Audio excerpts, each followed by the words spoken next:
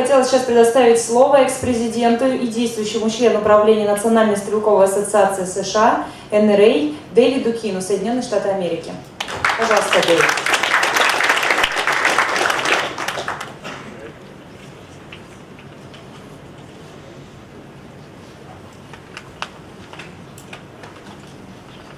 Maria, thank you very much.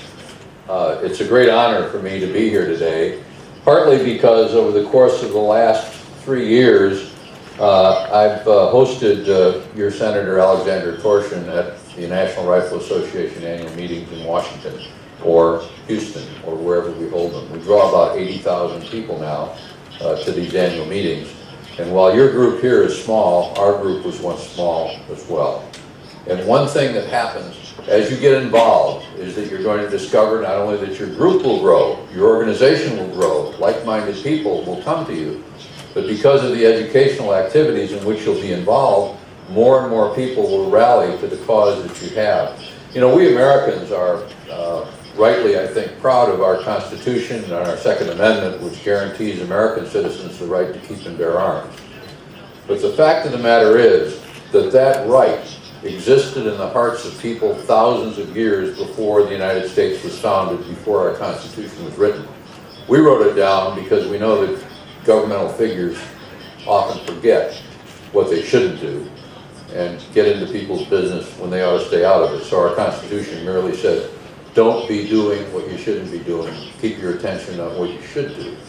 But the fact of the matter is that within the DNA of the human heart is the sense that we all have a right to protect ourselves and to protect our family. And that right and that DNA goes back thousands and thousands of years.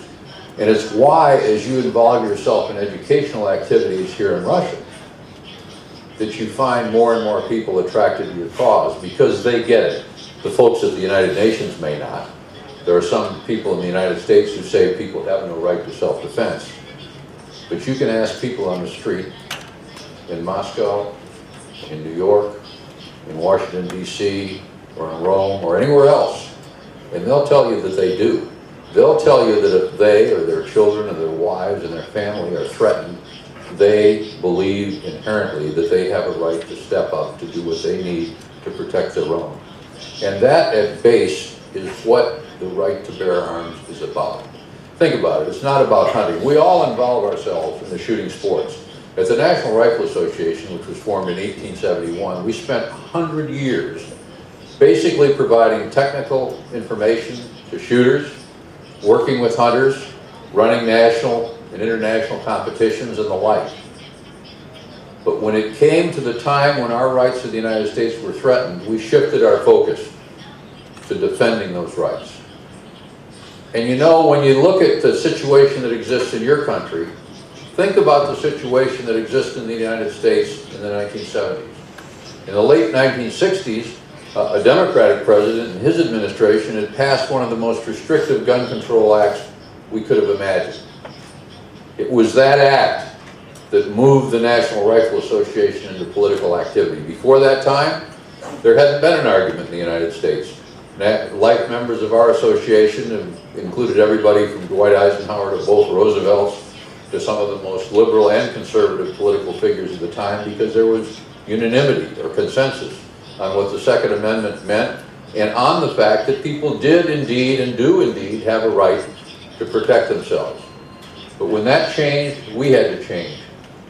Within a couple of years, a Republican president suggested that by 1980, the United States should confiscate all short-barrel weapons, as you refer to them here, and that there shouldn't be the private ownership of pistols and revolvers.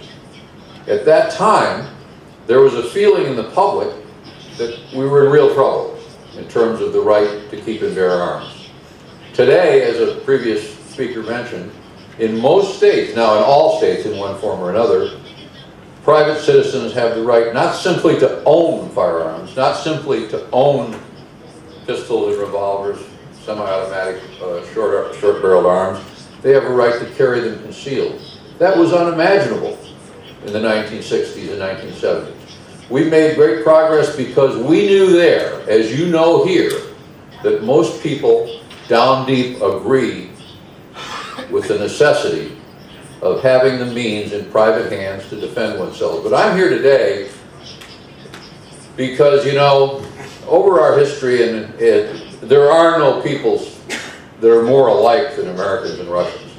We're hunters, we're shooters, we do all the things, we value the same kinds of things, and we need to work together to the extent that we can on these and other important issues. But as I look at the world, the other reason I'm here is because things are changing. There's a wind changing and things are getting better. That's why you have an association here that you didn't have a few years ago. That's why some of the folks in this room today are people from other countries that share our values and share our concerns and are willing to step up to the plate to make sure that in their countries, these basic human rights are protected and extended. And there's great success. You know, I was struck, I don't know how many of you saw it, but the first American director of Interpol spoke last week in Colombia. He was, prior to becoming head of Interpol, had been our President Bill Clinton's Undersecretary of the Treasury, to which our Bureau of Alcohol, Tobacco, and Firearms, the group that oversees gun rights in the United States, and our Secret Service and other criminal enforcement divisions reported to.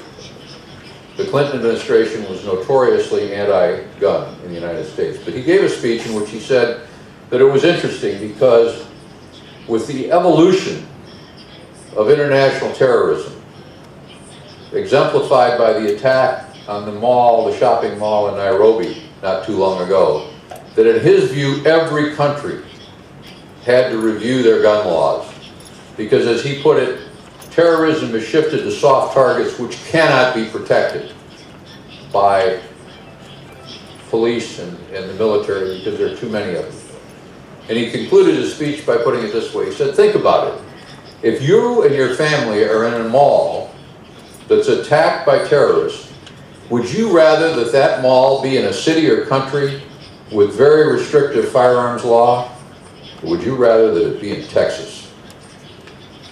The fact of the matter is that people are recognizing not only that there's an inherent human right to protect oneself and one's family and one's society, but that in the modern world, a world in which we do have to face the fact that evil and insanity exists and knows no national borders, in the modern world, the only way in which we can protect our families and our society and ourselves is by having that basic right of self-defense, which is part of the right to bear arms. So we're pleased to be here.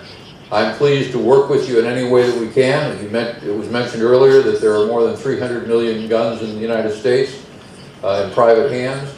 The NRA has 5 million members. We work with everyone, both in the United States and, of course, here in Russia. Your primary concern is the citizenry of your own country and what you need to do to protect your rights to defend yourself. But we all work together because these are rights that are universal.